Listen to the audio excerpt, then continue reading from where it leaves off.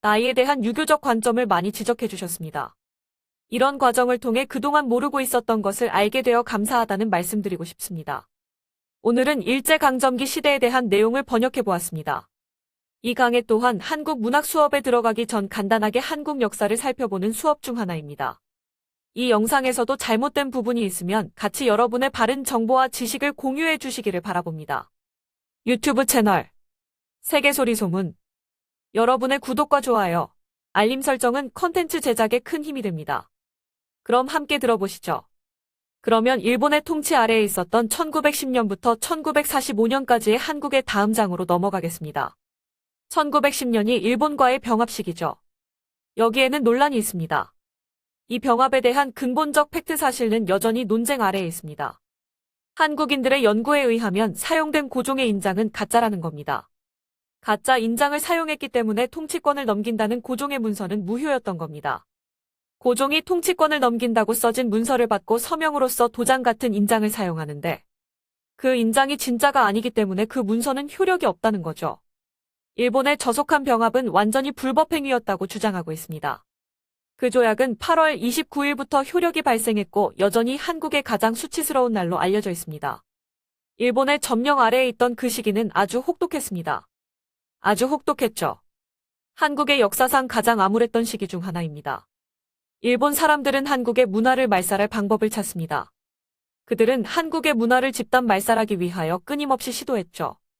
제가 이 용어를 가볍게 사용하는 건 아닌데 말 그대로 문화 집단 말살이었죠. 엄청나게 엄격한 규율이 정해지고 시행됐습니다. 예를 들어 세금을 내지 않으면 사형을 선고받았습니다. 생각해보세요. 여러분이 세금을 내지 않으면 사형 선고를 받습니다. 엄청나게 혹독했죠. 1919년 고종이 서거했을 때 고종이 독살당했다는 루머가 돌면서 반란이 일어났습니다. 1919년 3월 1일 한국에서 일어난 대규모의 평화적인 집회가 있었습니다. 일본 통치에 반대하는 한국인의 평화적인 시위였죠. 그날 7,000명의 한국 사람들이 사망했습니다. 특히 제암리라는 마을이 있는데요.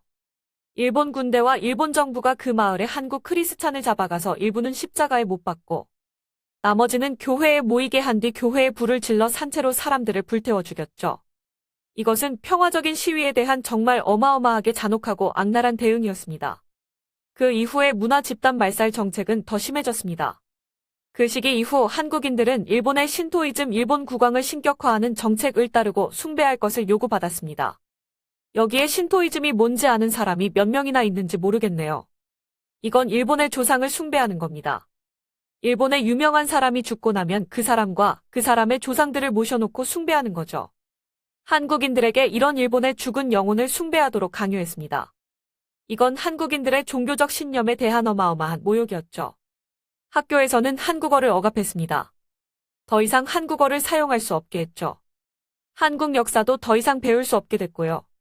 그리고 결국에는 한국말을 사용하는 것을 금지했습니다. 모든 사람에게 일본어를 사용하게 하기 위해서였죠. 일제강점기의 말쯤에는 한국 이름조차 사용할 수 없게 했습니다. 자식에게 일본 이름만 지어주게 했죠. 수백 년의 역사를 가진 조선 왕조의 문화와 전통을 생각해보세요. 그들이 원하는 이름조차 자식에게 지어줄 수 없다는 것. 그것도 다른 그룹의 사람들이 그럴 수 없어라고 하면서 자기들 이름을 쓰고 자기들 문화를 따르고 자기들 언어를 사용하라고 한다면 이건 엄청나게 불쾌한 일이었죠. 하지만 한국인들은 출생등록을 하기 위해서 일본 이름을 지어줍니다. 하지만 여전히 한국 이름도 지어줬죠. 가족들이 진짜로 사용하는 비밀 이름이었습니다. 결국 세계 2차 대전의 끝으로 향해 갈 때 한국 역사에 아주 암울한 두 가지 부분이 있습니다. 첫 번째는 세계 2차 대전 동안 있었던 위안부 문제이고요. 그 다음은 731 부대에 관한 겁니다. 731부대는 북쪽 하얼빈에 있던 부대입니다. 세계 2차 대전이 중반부의 끝쯤에 일본인들은 한국 여자들을 인질로 잡아가기 시작했습니다. 중요한 건 일본인들이 집에 있는 한국 여자들을 납치해 가서 강제로 성노예를 시켰던 거죠. 한국 여자들을 배에 실어서 아시아 부대가 있는 다양한 전쟁터의 전방으로 보냈죠. 거기에 사창가를 세우고 일본 군인들이 그들을 강음했습니다. 이것은 말이죠. 우리는 감히 상상도 할 수도 없습니다. 이건 소름 끼치도록 잔인하죠. 근데 오늘날 이것보다 훨씬 더 끔찍하도록 기막힌 것은 일본 정부가 이런 일이 있었던 것을 인정하기를 거부하는 겁니다. 일본 정부는 이런 위안부들은 위안부라는 말은 완곡어법으로 사용한 건데 이런 위안부들은 본인들이 자원해서 왔다고 주장합니다. 하지만 한국의 위안부들과 다른 아시아 전방 지역에 있었던 다른 사람들의 말을 들어보면 이건 다 일본의 소행이었죠. 자원한 게 아니었다는 건 너무나 분명한 사실입니다. 여러분이 한국에서 발행된 이야기를 들어보면 그건 절대 지원한 게 아니었다는 걸 알게 될 겁니다. 세계 2차 대전 동안 10,000명에서 20만 명쯤이 위안부로 보내졌을 것이라고 추정하고 있습니다. 단지 10,000명이라 할지라도 여전히 이건 세상 어디에서도 일어난 적이 없는 어마어마한 대규모라는 사실이죠. 20세기의 말이죠. 세계 2차 대전 기간 동안 일본 강점기에 두 번째로 소름 끼치게 잔인했던 부분은 731부대에서 일어난 일입니다. 여러분도 유대인 포로들에게 행해진 나치의 실험에 대해서는 잘 알고 있다는 거 압니다. 일본인들도 나치와 아주 똑같은 나쁜 짓을 731부대에서 했습니다.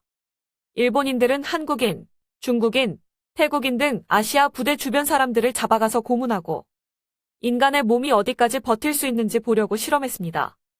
이런 모든 것을 보고 싶으면 온라인으로 다 볼 수 있습니다. 학생, 거긴 어떤 장소였어요? 부대였습니다. 죽음에 집중하도록 되어 있는 부대였죠. 유대인 박해가 아니었을 뿐 일본인들은 아무 사람이나 다 잡아가서 자기들이 하고 싶은 대로 다 했죠. 결국 1945년 왕국은 두 국가로 갈리게 됩니다.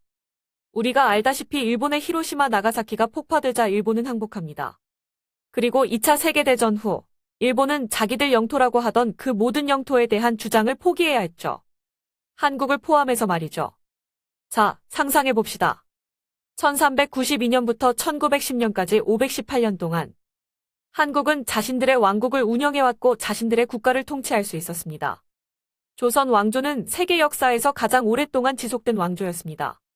하지만 1945년에는 모든 게 큰 혼란 상태였습니다. 캐나다 학생들에게 일제강점기 시대에 대해 설명하는 강의를 들어보았습니다. 캐나다 교사는 일본과의 병합이 일본의 완전한 불법 행위로 이루어진 저속한 병합이었음을 지적한 한국 연구에 대해 언급하고 있습니다. 또한 우리가 지금까지 알고 있듯이 일본인들이 한국의 문화를 말살하기 위해 자행했던 수많은 끔찍한 만행들을 학생들에게 설명하고 있습니다. 그뿐만 아니라 일본 정부는 자신들의 저질렀던 끔찍한 만행에 대해 인정하기를 거부하며 오히려 한국인들이 자원한 행동이라고 끝까지 거짓말하고 있음을 학생들에게 이야기하고 있습니다. 이러한 일본의 태도는 끔찍하도록 기막힌 태도라고도 묘사합니다.